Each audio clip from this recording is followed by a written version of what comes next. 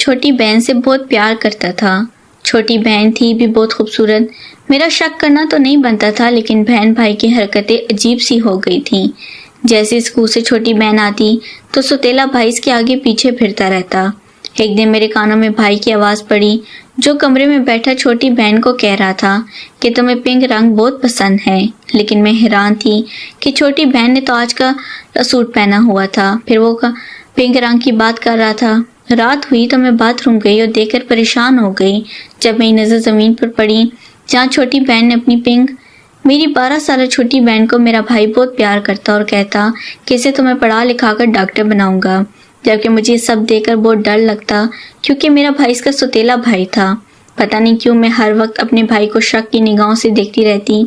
بھائی نے زبردستی میری چھوٹی بہن کو اسکول میں داخل کروا دیا، مگر میری بہن ہر دوسرے دن اسکول میں بے ہوش ہو جاتی اور میرے سوتیلے بھائی کے نمبر پر کال آتی کہ اسکول میں آ کر اپنی بہن کو لے جائیں۔ بہن آتی تو اس کی حالت عجیب سی ہوتی۔ اب اکثر ایسے ہی ہونے لگا تھا۔ ایک روز بہن کا بیگ کھول کر کاپی چیک کی تو اس پر ٹیچر نے لکھا تھا کہ آپ کی بہن روزانہ اسکول 1 گھنٹہ لیٹ آتی ہے اور آپ کا اسکول آئے گا۔ میں آپ کو کچھ دکھانا چاہتی ہوں۔ میرے تو قدموں تیز جان نکل گئی تھی کیونکہ میرا بھائی تو چھوٹی بہن کو روزانہ ٹائم پر اسکول چھوڑ کر آتا تھا۔ پھر یہ کیسے ہو سکتا تھا؟ میں اسی دن بھائی سے چھپ کر اسکول چلی گئی۔ ٹیچر سے ملی تو اس نے الماری کھول کر میری بہن کی ایک ایسی چیز دکھائی کہ میرا تو دماغ ہی چکرا گیا۔ میں تو اپنے ہوش و حواس کھو بیٹھی تھی۔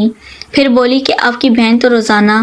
میرا نام فردوس ہے۔ میں بہت خوبصورت تھی، لیکن میری قسمت میری جیسی خوبصورت نہیں تھی۔ میری شادی ایک ایسے شخص سے ہوئی جس نے میرے ساتھ بہت زیادہ ظلم کیا۔ وہ مجھ پر روز ہاتھ اٹھاتا تھا، روز مجھ پر تشدد کرتا تھا اور جس کوئی وجہ نہیں ہوتی تھی وہ چھوٹی چھوٹی باتیں جو اسے خود ہی بری لگ جاتی تھیں، کہ آج تم نے کھانا اچھا نہیں بنایا، آج تم نے میرے کپڑے استری نہیں کیے۔ مجھے سمجھ نہیں آئی تھی کہ اسے مجھے مار کر ملتا کیا تھا۔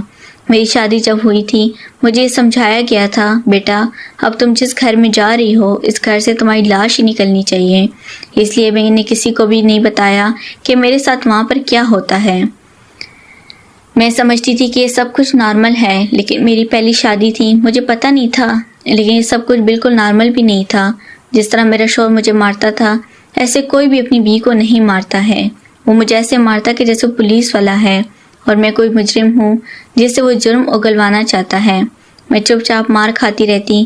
چھوٹے چھوٹے زخموں پر شوہر مجھے مارتا تھا۔ ایسے کوئی بھی اپنی بیوی کو نہیں مارتا۔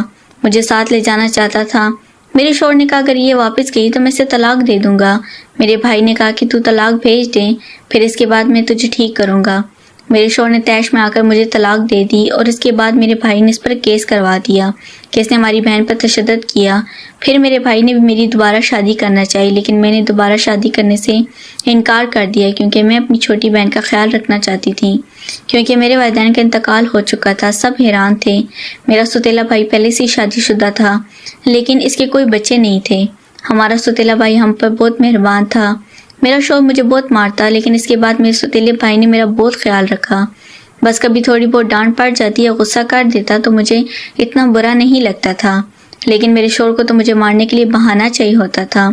میں زندگی بھر اندھیرے میں ہی رہی تھی، اس لیے اب روشنی میں مجھے بہت زیادہ خوبصورت لگ رہی تھی، اور اگر کبھی کبھی تھوڑا اندھیرا نظر آ جاتا تو اتنا ڈر نہیں اندھیرا لگتا تھا۔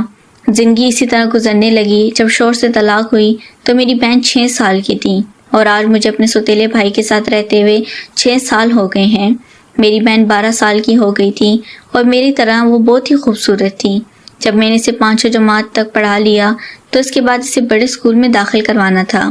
میں گھر میں مصروفیات کی وجہ سے زیادہ آنا جانا نہیں کرتی تھی۔ میرا سوتیلا بھائی بھی میری چھوٹی بہن کو بہت پیار کرتا اور کہتا اسے تو میں پڑھا لکھا کر ڈاکٹر بناؤں گا۔ میرا سوتیلا بھائی اس کو ایک نئے اسکول میں داخل کروا کر آ گیا۔ دراصل میری بہن کے 2 سال ضائع بھی ہوئے تھے، ورنہ آج وہ بڑے اسکول میں پہلے سے ہی پڑھ رہی ہوتی تھی، تو وہ 12 سال کی چھوٹی کلاس میں تھی۔ میری بہن بہت خوبصورت اور لمبی چوڑی تھی، اپنی عمر سے بھی زیادہ بڑی لگتی تھی۔ اپنی کلاس میں صرف میری بہن ہی زیادہ عمر کی تھی۔ وہ کہتی تھی کہ باجی لڑکیاں میرا مذاق اڑاتی ہیں۔ میں نے کہا تم چپ چاپ پڑھائی کرو کیونکہ پڑھائی بہت ضروری ہے۔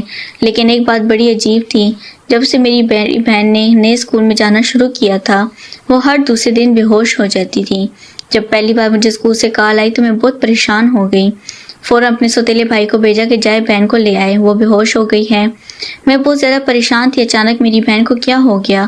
اس کی بھی ایک بری عادت تھی، صبح صبح ناشتہ کر کے نہیں جاتی تھی۔ میں نے بھائی کو کہا کہ جا کر دے آؤ، لیکن اس نے 2 گھنٹے لگا دیے۔ میں نے کہا کہ 2 گھنٹے کہاں لگے؟ اس نے کہا کہ اسکول والے عجیب و غریب قسم کے سوالات کر رہے تھے، آپ اس کے بھائی ہیں لیکن اس کے پچھلی سرٹیفکیٹ میں تو کسی کا نام لکھا ہے۔ میں نے بتایا میں اس کا سوتیلا بھائی ہوں، تو مجھ سے کوئی کاغذات سائن کروایا، پھر بچی سے پوچھا کہ آپ کے بھائی ہیں؟ جب اس نے کہا کہ میرے بھائی ہیں تو تب انہوں نے بھی میرے حوالے کی، وہاں سے اسے ڈاکٹر کے پاس لے گیا۔ اس کی حالت بہت بری تھی، ڈاکٹر کے پاس بہت رش تھا، کرتے کراتے 2 گھنٹے لگ گئے، لیکن اب پہلے سے بہتر تھی، لیکن اس بہتر نیند آ رہی تھی اور فوراً ہی سو گئی۔ ایسا پہلے کبھی نہیں ہوا تھا، جب وہ چھوٹی بچی بھی تھی تب بھی نہیں ہوا تھا، اب تو ماشاءاللہ سے بڑی ہو رہی تھی۔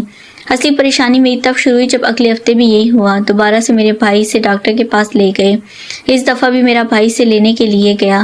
بھائی نے کہا کہ ڈاکٹر نے کہا ہے کہ یہ کمزور ہے، اس کو خون کی کمی ہے، اس کو اچھی خوراک دیں۔ میں نے بہن کی صحت کا خیال رکھنا شروع کر دیا۔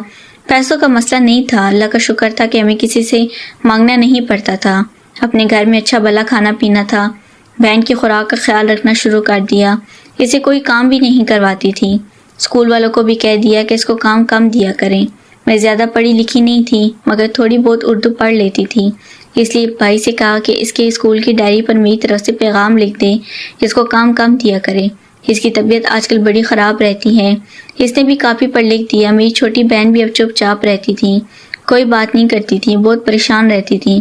میں نے ایک دن پوچھا تو کہنے لگی کہ بس یہی سوچ کر پریشان ہو رہی ہوں، میں اگر بیمار ہو گئی پڑھائی کیسے کروں گی؟ میں نے کہا کہ پڑھنے کے لیے ساری زندگی پڑھی ہے، صحت ضروری ہے۔